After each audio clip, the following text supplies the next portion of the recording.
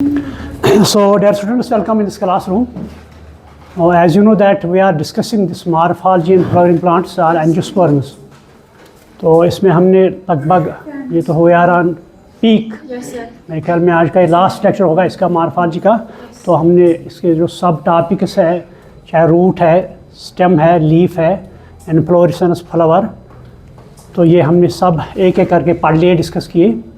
तो कल का टॉपिक जो हमने डिस्कस किया that was description of A flowering plant. अगर हम एक फ्लावरिंग प्लांट ले लेंगे तो हम इसको कैसे डिस्क्राइब करेंगे या कैसे कहेंगे कि this belongs to that family.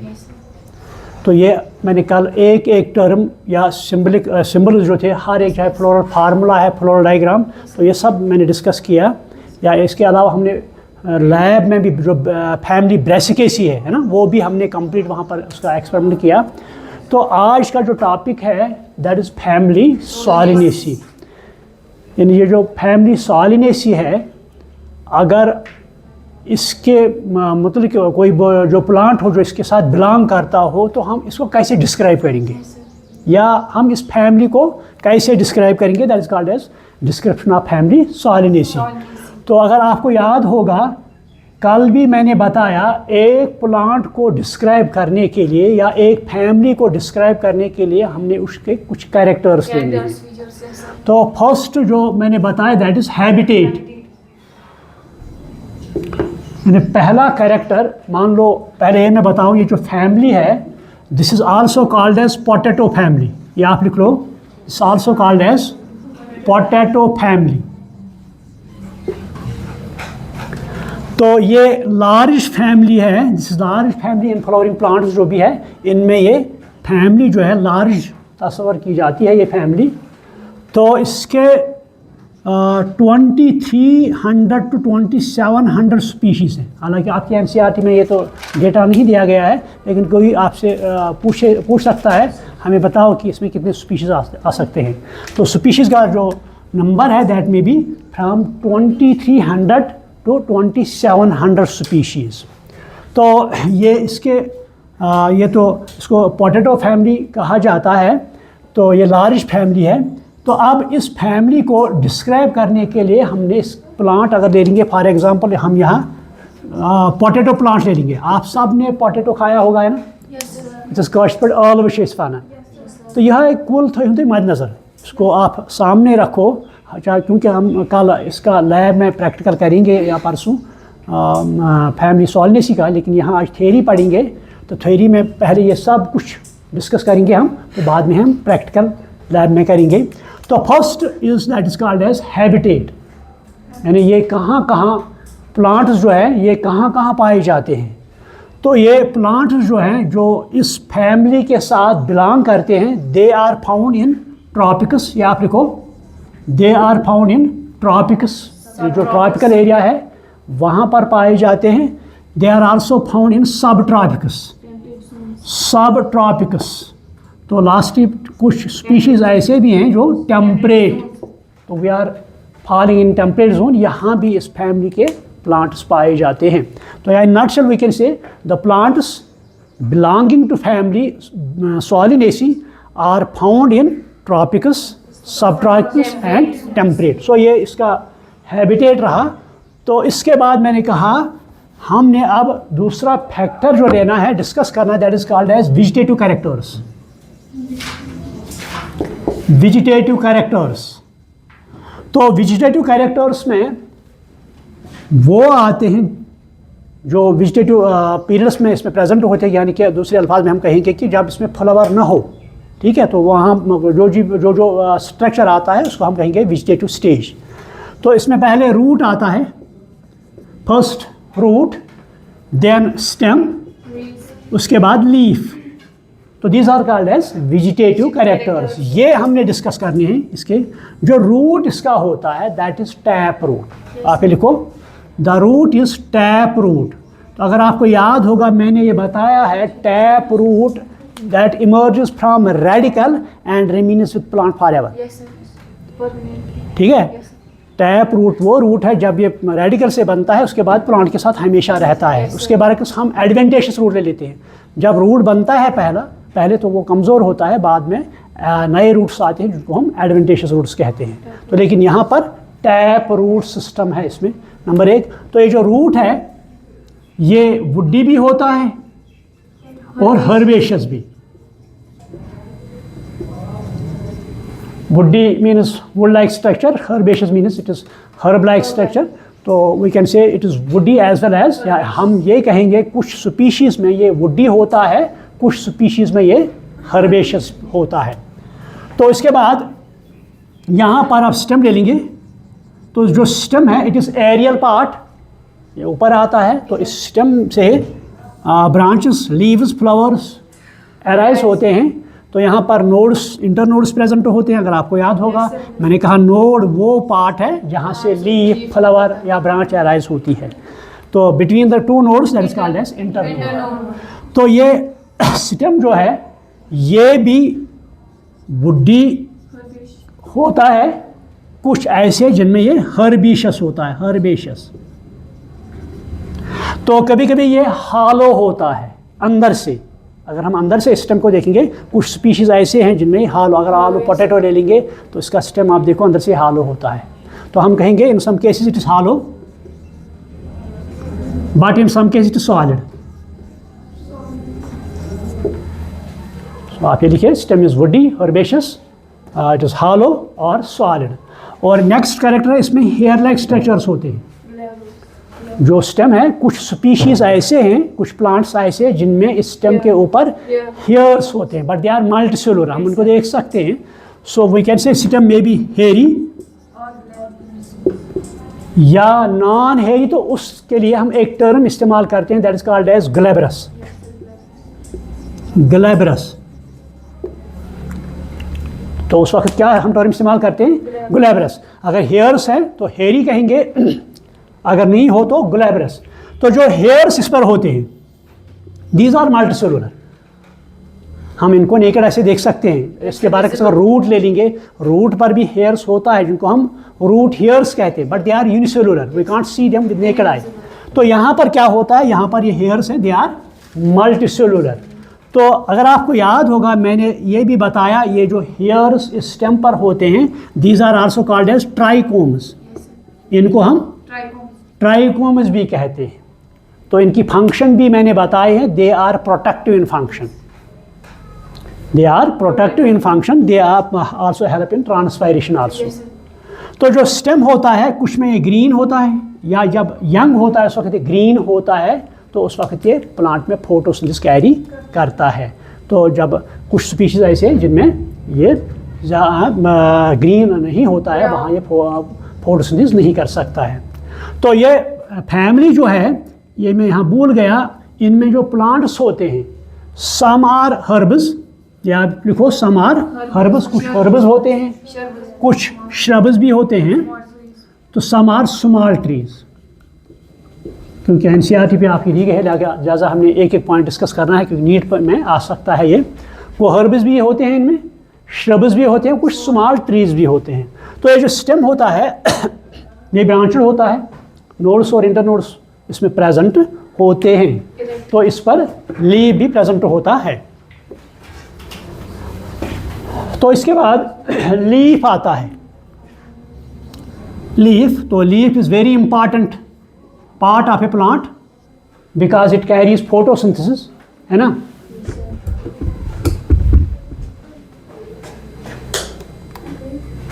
Because it carries photosynthesis, ये इसमें फोटोसिंथेसिस कैरी करता है। तो हम कहेंगे लीफ जो है ये मोस्ट इम्पॉर्टेंट पार्ट इस फैमिली या हर एक प्लांट में होता है।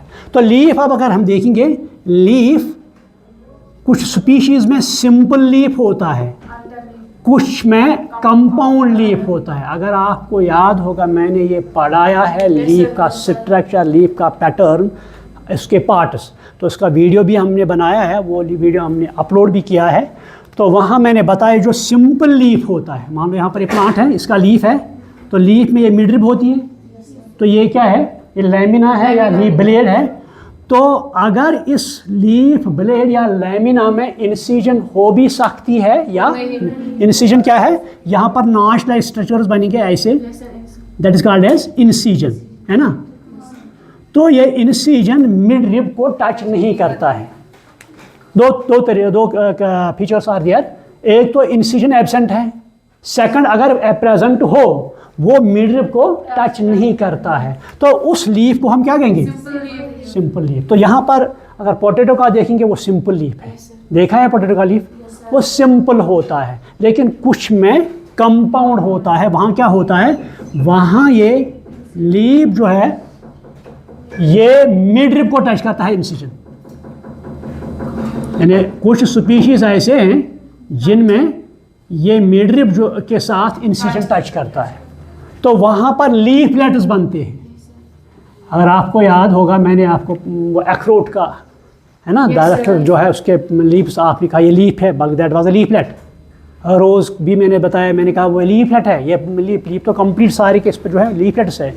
तो यहाँ पर लीफलेट्स है, उसको हम कहेंगे कंपाउंड लीफ। तो ये these are called as pinna, ये तो इनके कहेंगे क्या, पिन्ना कहेंगे। तो this called as pinnately compound. ये मैंने डिटेल में पढ़ा, आप लीफ का स्ट्रक्चर या वो वीडियो देख सकते हैं। तो लीफ हम कहेंगे इट मे बी सिंपल और कंपाउंड। कंपाउंड जो होगा that will be pinnately compound. Clear? तो उसके बाद लीफ पैटर्न। लीफ पैटर्न जो है, यानी अगर आपको याद होगा, मैंने कहा कि मान लो यहाँ पर नोड है, यहाँ पर नोड है, यहाँ पर नोड है, तो इस नोड से क्या आएगा, लीफ आएगा, लीफ आएगा। तो इन लीफ का अरेंजमेंट इस स्टेम पर कैसा है, that is called as phyllotaxy. ये मैंने पढ़ाया है, फाइलोटैक्सी। तो इसका वीडियो भी है, अलग वीडियो भी है, या होल में सारी के सारी पार्ट्स एक ही लेक्चर में मैंने बताए। Phyllotaxy means arrangement of leaves on stem. तो यहाँ पर हम देखते हैं इसमें कुछ में क्या है, अल्टरनेट फाइलोटैक्सी। अल्टरनेट मीन्स क्या होता है, ये मान लो ये लीफ है, ये स्टेम है, यहाँ पर ये नोड्स हैं। तो मान लो इस नोड से लीफ अराइज होगा, ये अच्छी तरह सीखो, यहाँ से अराइज नहीं होगा। अब यहाँ से लीफ अराइज होगा, यहाँ से अराइज नहीं होगा। So that is called as alternate. Alternate यूजन शो ये बन it makes a spiral shaped structure. तो अच्छे स्पाइरल फाइलोटैक्सी थी बन, this also called as spiral phyllotaxy. वो जो ये फैमिली सॉलिनेसी है, इसमें जो लीफ या फाइलोटैक्सी है that may be alternate, but in some case it may be opposite. In some cases it is opposite. Opposite क्या है, ये नोड है, इस नोड से यहाँ लीफ अराइज होगा, यहाँ से भी लीफ अराइज होगा, यहाँ से भी लीफ, यहाँ। So that is called as opposite phyllotaxy. तो अपोजिट फाइलोटैक्सी मैंने बताया, वो इसमें इस तरह का मान लो ये सिस्टम है, तो यहाँ पर मान लो ये एक लीफ है, ये एक लीफ है, इसी तरह यहाँ पर एक लीफ है, तो they are superposed one above another, है ना। तो कुछ ऐसे होते हैं, ऐसी तरीके से they are at right angles to one another, है ना। तो यहाँ पर this called as opposite phyllotaxy. तो कुछ में वर्ल्ड भी होती है, वर्ल्ड। तो यहाँ पर क्या होता है, ये जो पीटियोल है, यहाँ से इंसिजन होती है, it forms a palm like structure, palm shaped बनता है ना। तो यहाँ पर वर्ल्ड बना देता है, ये पूरा का पूरा वर्ल्ड। तो इसको हम वर्ल्ड फाइलोटैक्सी कहते हैं। वो in nutshell I can say in Solanaceae phyllotaxy may be alternate, it may be opposite, or in some cases it may be whirled. Clear? तो उसके बाद इनफ्लोरेसेंस। नाउ इनफ्लोरेसेंस, तो इनफ्लोरेसेंस हमने पढ़ी डिटेल में, इनफ्लोरेसेंस। तो इनफ्लोरेसेंस में मैं बताया arrangement of flowers on floral axis. मान लो ये फ्लोरल एक्सिस है स्टेम की, तो यहाँ पर फ्लावर्स आते हैं।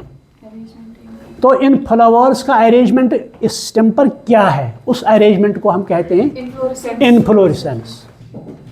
तो ये इनफ्लोरेसेंस आपने कभी कभी देखा होगा, कुछ प्लांट्स ऐसे हैं एक ही फ्लावर इस पर प्रेजेंट होता है, वो एंड पर होता है, या कभी कभी ये साइड में होता है, एक ही single flower, that is called as solitary. तो जब एंड पर होगा that is called as solitary terminal. Terminal means end. उस वक्त मैंने एग्जांपल दे दी, खसखस, पॉपी, ओपियम। उसमें सिंगल फ्लावर होता है, कहाँ पर होता है? टिप पर होता है, that is called as solitary terminal. लेकिन कुछ ऐसे हैं जहाँ साइड पर होता है, that is called as solitary axillary. तो इनमें जो इन्फ्लोरेसेंस सॉलिटरी भी होती है, लेकिन कुछ में एक्सिलरी भी होती है, लेकिन कुछ में ये है cymose inflorescence. In some cases it में भी साइमोस।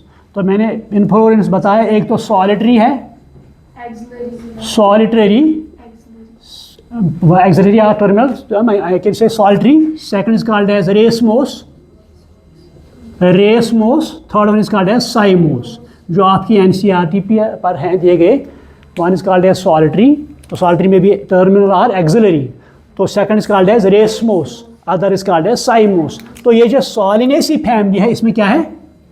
साइमोस। अगर आपको याद होगा मैंने यहाँ पर बताया, ये जो प्लांट है, तो मान लो प्लांट जो इसकी मेन एक्सिस है, ये स्टॉप होता है, फ्लावर बना देता है। जो मेन सिस्टम की मेन एक्सिस है, ये इसका ग्रोथ स्टॉप होता है, तो एंड पर ये फ्लावर बना देता है। तो ब्रांचेस कहाँ से आते हैं? यहाँ से अराइज होते हैं, लेटरल साइड से। ये पूरी तरह सीख लो आप। ये प्लांट है, तो मेन एक्सिस का ग्रोथ स्टॉप हुआ, तो इसने यहाँ पर फ्लावर बना दिया एंड पर। अब तो नए ब्रांचेस बनेंगे, तो ये क्या साइड्स पर आएंगे। कहाँ आएंगे? साइड्स पर, ये आएंगे साइड्स पर, है ना। तो यहाँ पर फिर से ये स्टॉप होगी, तो यहाँ पर साइड्स पर आएगा। तो यहाँ पर देखते हैं, ये जो यंग फ्लावर है ये ऊपर है ना, इससे ऊपर कि नहीं, है ना। तो ये यहाँ पर बेस पर है, जिसका एज बेसिपिटल, ये जिसका एज बेसिपिटल इन्फ्लोरेसेंस। तो इनमें जो इन्फ्लोरेसेंस है that is called as base this cymose inflorescence. ये ऑब्जेक्टिव आता है, नीट में आता है, यहाँ वहाँ तो एग्जाम्पल होती है, in which family the cymose inflorescence is present. वहाँ तो सॉलिनेसी हो सकती है, तो आपको ये जवाब देना है। या और भी तरह का हम नॉट कहेंगे, जो सॉलिनेसी है, सॉलिनेसी में जो inflorescence that is साइमोस। Clear? That वो क्या है? साइमोस। तो बाकी मैंने पढ़ा दिया है, वो आप देख सकते हैं वीडियो। तो इसके बाद flower, most important part, that is called as flower. तो फ्लावर जो है इसमें है, देखा है इसका फ्लावर? हालांकि कल मैंने साथ लाया था फ्लावर, लेकिन कल तो यहाँ फिर क्लास नहीं हुआ, तो मैंने सूख गया, वरना मैंने वहाँ लाया एक जगह से पोटैटो का फ्लावर। यहाँ तो अभी नहीं हुए, लेकिन जो निचले वाले इलाके हैं वहाँ तो फ्लावरिंग हो रही है इनकी। तो फ्लावर जो है, अगर हम इसका फ्लावर देखेंगे, तो यहाँ पर ये जो फ्लावर का स्टॉक, जिसे हम पेडिकल कहते हैं, प्रेजेंट होता है। पहले लिखो, pedicle is present, pedicle is present. जब पेडिकल प्रेजेंट होगा तो हम क्या कहेंगे? पेडिसिलेट। यहाँ पर लिखेंगे पेडिसिलेट, वन कैरेक्टर, पेडिसिलेट। ये तो डिस्कस हमने किया, मैंने एक एक टर्म डिस्कस की। आख टर्म करे डिस्कस, अत पर जितने 3 लेक्चर, फ्लावर्स पर देन डिस्क्रिप्शन पर आख, तो वहाँ देख सकते हैं। यहाँ भी थोड़ा थोड़ा मैं करूँ फिर से रिपीट। पेडिसिलेट मीन्स जब इस फ्लावर का स्टॉक प्रेजेंट हो, लेकिन कुछ ऐसे हैं जिनमें एब्सेंट होता है। फॉर एग्जांपल बादाम के फ्लावर्स आपने देखे, उसमें स्टॉक होता है, उसके चिपक जाते हैं उसके साथ, है ना। ये खोबानी, जिसे मैंने स्कॉच पर चेयर वन चीज, वहाँ स्टॉक पेडिकल नहीं होता है, तो जिसका एज पेडिसिलेट। और एक पॉइंट मैं भूल गया, यहाँ पर जो पीटियोल होता है, पीटियोल, तो पीटियोल के बेस पर यहाँ पर लीफ लाइक स्ट्रक्चर होता है, that is called as stipule. लेकिन सॉलिनेसी में स्टिप्यूल एब्सेंट होता है। ये पॉइंट आ सकता है नीट के एग्जाम में, स्टिप्यूल इज एब्सेंट। आप लिखो एक्सटिप्यूलेट, एक्सटिप्यूलेट, यानी in Solanaceae stipule is absent, so this is called as exstipulate. Clear? तो यहाँ पर हम लिख सकते हैं एक्सटिप्यूलेट। तो इसके बाद यहाँ पर आप आएंगे, जो दिस थैलेमस या टोरस भी कहते हैं, रिसेप्टिकल भी कहते हैं। तो फ्लावर जो है ये कंप्लीट है। आप लिखो flower is complete, flower is complete, या यहाँ पर लिखेंगे फ्लावर इज कंप्लीट मीन्स, और कंप्लीट मीन्स आपने पढ़ी है मॉर्फोलॉजी, मॉर्फोलॉजी पढ़ी है? कंप्लीट मीन्स इसके चारों वर्ग सेपल्स भी, पेटल्स भी, एंड्रोशियम गाइज ये प्रेजेंट है, that is called as complete. So ये सोलनेसी का फ्लावर जो है कंप्लीट है। नेक्स्ट इसकी सिमेट्री। सिमेट्री मीन्स ये मान लो ये फ्लावर है, यहाँ पर ये फ्लावर है, तो इस फ्लावर को सिमेट्री तो आपने पढ़ा होगा। सिमेट्री मीन्स जब हम किसी चीज़ सबस्टेंस को दो इक्वल पार्ट्स में डिवाइड कर सकते हैं, that is called as symmetry. अगर नहीं कर सकते हैं तो that is called as asymmetrical. तो यहाँ पर जो पोटैटो फैमिली है, यहाँ पर फ्लावर जो है हम इसको डिवाइड कर सकते हैं टू इक्वल पार्ट्स में in any plan, that is called as radial symmetry. तो उस फिनोमेना को कहते हैं एक्टिनोमॉर्फिक। आप लिखो फ्लावर सिमेट्री इज एक्टिनोमॉर्फिक। या समझ में आ गया? बैक में आपको समझ में आया? Actinomorphic means there is radial symmetry. हम फ्लावर को दो इक्वल पार्ट्स में डिवाइड कर सकते हैं इन ईच प्लान। यहाँ से ले लो, यहाँ से ले लो, यहाँ से ले लो। तो एक्टिनोमॉर्फिक हम डिनोट करते हैं सर्कल और बीच में क्रॉस लगाते हैं, दिस इज एक्टिनोमॉर्फिक। तो उसके बाद फ्लावर जो है इसमें दोनों सेक्स ऑर्गन्स प्रेजेंट है, बाइसेक्सुअल है। दिस इज का यहाँ पर लिखेंगे बाइसेक्सुअल। बाइसेक्सुअल जब बाइसेक्सुअल हो तो इस बाइसेक्सुअल के लिए हम सिंबल जो लिखते हैं, एक सर्कल बनाते हैं, बीच में ऊपर से एरो, नीचे से plus. This is called as bisexual. अगर एक ही होता तो मेल के लिए ये और फीमेल के लिए क्लियर, मगर यहाँ तो बाइसेक्सुअल है, जिसमें भी कॉल्ड एज हर्माफ्रोडाइट आल्सो। तो उसके बाद यहाँ पर ले लेंगे sepals. Whorl of sepal is called as calyx. यहाँ पर मैं लिखूँ calyx, calyx. Whorl of sepal is called as calyx. तो इसको हम डिनोट करते हैं के से। जो सेपल्स है ये फ्यूज्ड है यहाँ पर, तो नंबर इनका है 5। K is equal to 5। Sepals का नंबर है 5, so it is multiple of 5। मैंने कहा ना यहाँ पर 3 conditions, 3 conditions will be there. एक तो सेपल्स या पेटल्स 3 होंगे या 4 होंगे या 5 होंगे, तो इसको हम कहते हैं multiple of 3, multiple of 4, multiple of 5। 3 को ट्राइमेरस, 4 को टेट्रामेरस, पेंटम। क्लियर? तो यहाँ पर क्या है? Pentamerous, multiple of 5। यहाँ पर लिखेंगे मल्टीपल ऑफ 5। ये फ्यूज्ड है, यूनाइट है। एनसीईआरटी पर लिखा है यूनाइट है, दैट मीन्स फ्यूज्ड है। तो इस नंबर को हम ब्रैकेट में लिखेंगे। नंबर को हम किस में? तो अगर ब्रैकेट के बगैर, this means they are free, तो ये फ्यूज्ड है, इसको हम गैमोसेपलस कहते हैं। गैमोसेपलस। अगर फ्री होते तो पॉलीसेपलस। क्लियर? उसके बाद second word that is called as petals. देखे हैं पोटैटो को फ्लावर, देखे हैं पोटैटो का फ्लावर कैसा रंग होता है इसका? वाइट, है ना? तो सो जो कलर है it is because of petals, because of petals. Whorl of petal क्या कहते हैं? कारोला। कारोला। तो कारोला को सी से डिनोट करते हैं। तो यहाँ पर देखते हैं petals they are also 5 in number, तो सी यहाँ पर 5 लिखेंगे, यानी pentamerous multiple of 5, but they are also fused.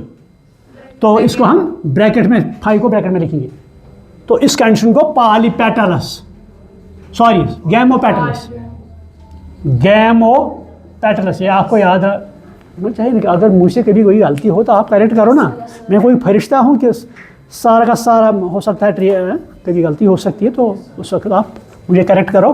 तो number of petals 5, condition they are gamopetalous fused, तो के C 5 but in bracket. Clear? तो उसके बाद यहाँ पर ले लेंगे मेल पार्ट एंड्रोशियम। तो स्टेमिनस कितने हैं इसमें? ये भी 5 हैं, ये भी क्या है? 5 स्टेमिनस। स्टेमिनस 5। तो वर्ल ऑफ स्टेमन क्या लिखते हैं हम? एंड्रोशियम। एंड्रोशियम। तो एंड्रोशियम ए को डिनोट करते हैं ए से, तो ए इज 5। ये फ्यूजन नहीं है बल्कि ये फ्री है, तो यहाँ पर ए जो है 5 लिखेंगे विदाउट ब्रैकेट, विदाउट ब्रैकेट। मगर कंडीशन क्या है यहाँ पर? जो ये स्टेमिनस हैं ये तो एराइज होते हैं पेटल्स से, जुड़ जाते हैं पेटल्स के साथ, उनका कनेक्शन होता है। हमें ऐसा लगता है कि दे एराइज फ्रॉम पेटल। तो जब ऐसी कंडीशन हो, ये याद रखो, क्योंकि नीट या बोर्ड के एग्जाम में ऑब्जेक्टिव जो आते हैं इन्हीं पैटर्न पे आते हैं।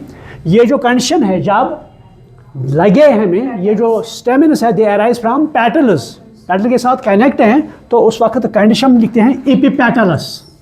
क्या लिखते हैं? Epipetalous,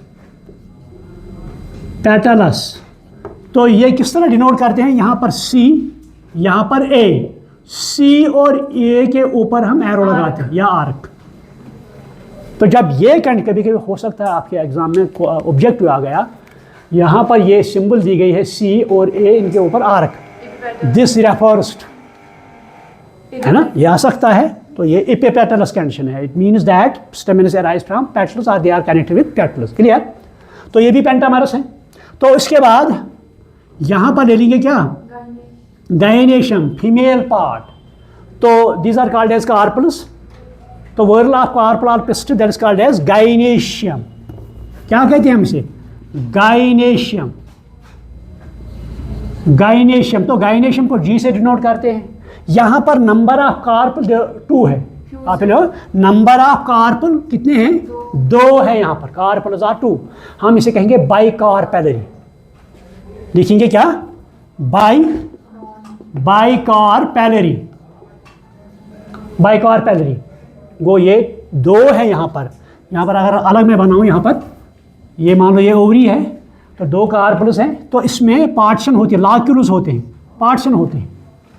that is called as loculus. That is called as loculus. तो इन लाक्यूलस में ओव्यूल्स होते हैं। एक तो ये बाइकार्पेलरी है और इसमें बहुत से ओव्यूल्स भी हैं। ठीक है? तो यहाँ पर इसको कहते हैं लाक्यूलर। अगर एक होगा यूनिलाक्यूलर, अगर 2 होंगे तो बाइलाक्यूलर। यहाँ मान लो 2 है, कितने क्या है? बाइलाक्यूलर। बाइलाक्यूलर मीन्स 2 ओव्यूल्स हैं यहाँ पर। ठीक? तो जी को लिखेंगे यहाँ पर G2, मगर यहाँ पर हमने देखा ये फ्यूज्ड है, तो 2 को किसमें? ब्रैकेट में लिखेंगे। तो जब फ्यूज्ड है, यहाँ पर हमने लिखा गैमोसेपलस, गैमोपेटलस। यहाँ पर क्या लिखेंगे? गैमो हम यहाँ नहीं लिखते हैं, बल्कि सिन। आप ही भूल जाते हैं, सिन कार्पस। तो मैंने कहा ये किस तरह आपको याद रहेगा? सिन। जब फर्टिलाइजेशन होती है, तो फर्टिलाइजेशन में क्या होता है? फ्यूजन ऑफ गैमेट्स, उसको कहते हैं सिनगेमी। तो यहाँ पर कार्पल्स फ्यूजन है, इसके कहेंगे syncarpous. Carpels are fusion. तो नंबर को ब्रैकेट में। तो जो ओवरी है, यहाँ पर जो ओवरी है, यहाँ पर मान लो ये फ्लावर है, ये तो थैलेमस है। तो यहाँ पर सेपल्स है, पेटल्स है, यहाँ पर मेल पार्ट है। जो ओवरी है, ओवरी की पोजीशन है higher than that other parts. मतलब सेपल, पेटल, एंड्रोशियम इनसे ऊपर होती है, हायर लेवल और हायर कंडीशन। तो उस वक्त हम फ्लावर को कहते हैं हाइपोगाइनस। क्या कहते हैं? हाइपोगाइनस। फ्लावर को क्या कहते हैं? Hypogynous. Means sepals, petals, androecium they are lower than ovary, ovary is upper than. तो उस वक्त ओवरी को हम कहेंगे सुपीरियर। क्या कहेंगे? Ovary is superior. तो डिनोट करते हैं, जी के नीचे एक लाइन खींचते हैं, ड्रा करते हैं। So it means ovary is superior. अगर ये इन्फीरियर होती तो जी के ऊपर हम लाइन खींचते हैं। क्लियर? सो ये these are the characters. Okay? इसके बाद हम ले लेंगे आप फ्लोरल फार्मूला। हाँ सॉरी, ये उसके बाद प्लेसेंटेशन। प्लेसेंटेशन, ये भूल गया मैं, प्लेसेंटेशन। अगर आपको याद होगा जब मैंने पढ़ाया प्लेसेंटेशन, तो प्लेसेंटेशन में बताया arrangement of ovules on placenta. तो ये बहुत किस्म के होते हैं, एक्साइल होते हैं, प्री सेंट्रल होती है ना, पैराइटल होती है। तो यहाँ पर एक्साइल आप ही लिखो, प्लेसेंटेशन इज एक्साइल। प्लेसेंटेशन क्या है यहाँ पर? एक्साइल। ये मैंने पढ़ाया जब मैंने फ्लावर पढ़ाया। और एक बात मैं भूल गया, ये जो पेटल्स और सेपल्स, उनका arrangement that is called as aestivation. Aestivation, aestivation जो इनमें है दैट इज वाल्वेट। आप ही लिखो, aestivation is valvate. Valvate means ये जो सेपल्स और पेटल्स ये अरेज ऐसे उनका मार्जिन टच करते हैं लेकिन ओवरलैप नहीं करते हैं, दे डू नॉट ओवरलैप। सो उसको हम वल्वेट एस्टिवेशन कहते हैं, मैंने डिटेल में बताया लेक्चर में अलग। तो यहाँ पर लिखो इंसॉल्नेसी एस्टिवेशन इज वैल्वेट, चाहे वो पेटल्स हो या सेपल्स हो। तो इसके बाद हम ले लेंगे फ्लोरल फार्मूला। फ्लोरल फार्मूला, तो फ्लोरल फार्मूला में सिर्फ सिंबल्स हमने रिप्रेजेंट करने, क्या लेंगे, सिर्फ सिंबल्स। सिंबल्स में यहाँ पर ले लेंगे आप, यहाँ पर ब्रैकेट्स तो नहीं है, मत है, सो हम कहेंगे ब्रैकेट यहाँ पर लिखें और आएंगे, ये तो एक्टिनोमार्फिक है, ये बाइसेक्सुअल है, ठीक, और calyx K5 C5 A5 free G2 फ्यूजर और ये so this is called as floral formula. कभी कभी ऑब्जेक्टिव आता है, चाहे नीट का एग्जाम हो या बोर्ड का एग्जाम में, the floral formula of family Solanaceae is, या वहाँ फ्लोरल फार्मूला दी गई हो तो आपने ये रिकॉग्नाइज करना है ये किस फैमिली के साथ बिलोंग करता है। तो आपकी एनसीईआरटी में 2 फैमिलीज है, हालांकि नीट में 5-6 है, लेकिन यहाँ पर 2 है, एक तो ब्रेसिकेसी जो मैंने पहले ही पढ़ाई, तो सेकंड इज सॉलिनेसी। तो उसके बाद floral diagram, floral diagram, floral diagram में हमने 5 कैरेक्टर्स लेने हैं, या आप सुनो, 1 is mother axis, mother axis, ये हमने इसमें दो, second calyx, third Corolla, fourth androecium, यही 5। तो मदर एक्सिस मैंने बताया, it denotes position of stem और शूट या anterior part of a flower. तो यहाँ पर जो सेपल्स हैं कितने हैं, कितने हैं, 1 2 3 4 5 है, बट दे आर फ्यूज्ड, है ना, मान लो ये 5 सेपल्स हैं, दे आर फ्यूजर। तो फ्यूजर जब होंगे हम इस तरह इनको कनेक्ट करेंगे, वर्ल ऑफ सेपल्स। तो उसके बाद यहाँ पर पैटल, दे आर आल्सो 5, 1 2 3 4 5, ये भी 5 हैं, ये भी फ्यूजर हैं। तो यहाँ पर हम इनको कनेक्ट करेंगे, तो उसके बाद एंड्रोशियम 5 है, लेकिन दे arise from petals, epipetalous condition, यहाँ पर फ्री है, ये फ्री है। तो उसके बाद बीच में क्या है, गाइनेशियम, और कार्पल्स कितने हैं, 2 हैं, they are fused. So this is called as floral diagram. ये भी नीट में आ सकता है, आपके बोर्ड के एग्जाम में आ सकता है, वहाँ फ्लोरल डायग्राम दी गई हो, आपने रिकॉग्नाइज करना है ये किस फैमिली की फ्लोरल फार्म डायग्राम है। तो इसके बाद एग्जाम्पल्स, ये अहम इम्पॉर्टेंट है क्योंकि आते हैं कभी कभी एग्जाम्पल्स, किस तरह आप एग्जाम्पल्स देंगे, याद रहेंगे किस तरह।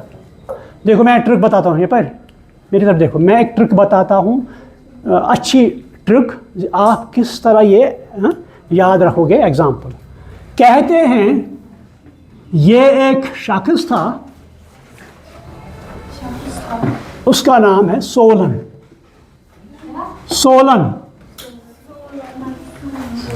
ठीक। तो सोलन का एक बेटा था अश्विन, अश्विन, सोलन का एक बेटा था अश्विन, ये बहुत ही शरारती था। तो एक दिन क्या हुआ, इसकी माँ ने उसे कहा मेरे लिए आप वेजिटेबल बनाओ, पका के दो। तो वेजिटेबल में क्या लोगे आप, पोटैटो, ब्रिंजल,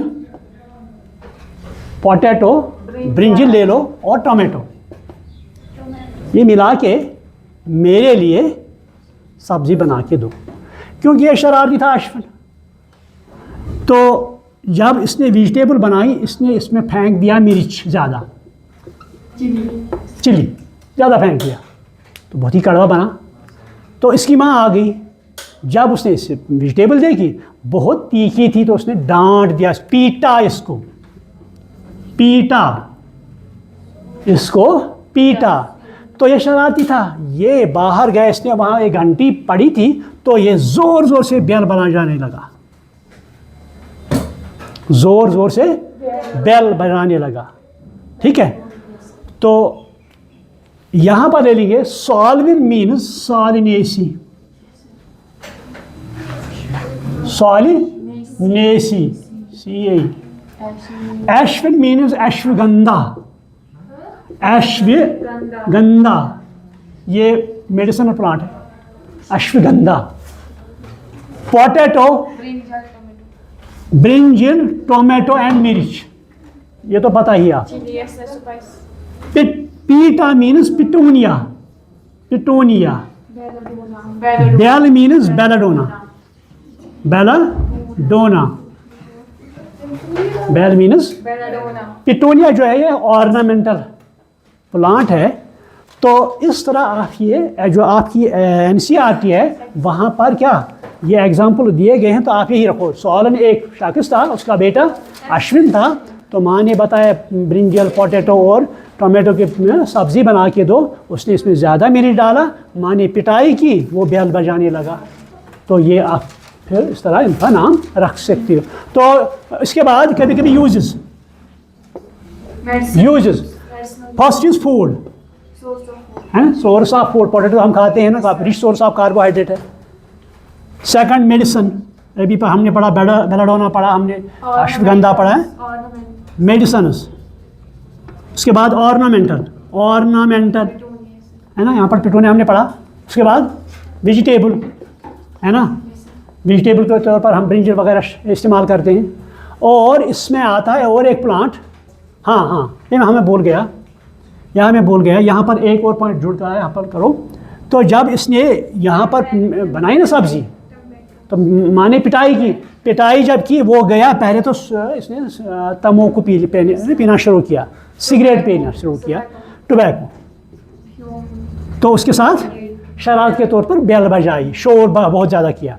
ठीक है, यहाँ पर टोबैको इसमें और एक प्लांट है, तम्बाकू पी लिया और इसके साथ साथ बेल बजाई, तो ये इसके एग्जाम्पल्स हैं। तो ये tobacco it is use as a fumigation, ये NCERT में दी गई है फ्यूमिगेशन और फ्यूमिगेटरी, वहाँ पर लिखा है it is use as fumigatory. ठीक है, तो these are the uses of this family Solanaceae. So I can think that it's all about family Solanaceae, और all character चाहे vegetative हो, reproductive हो, या इसके examples हो, floral formula, floral diagram, uses as well as examples. Any question? इसमें कुछ रहा मत? इसमें वो बेरी और कैप्सूल, हाँ बेरी भी है, मैं कहा जो आपके NCERT में है ना, वो पहले तो वो आपको याद रखने हैं ना। ठीक है, तो any question? Any confusion? Should I stop over here? Time is over now. I should stop over here. Thank you very much.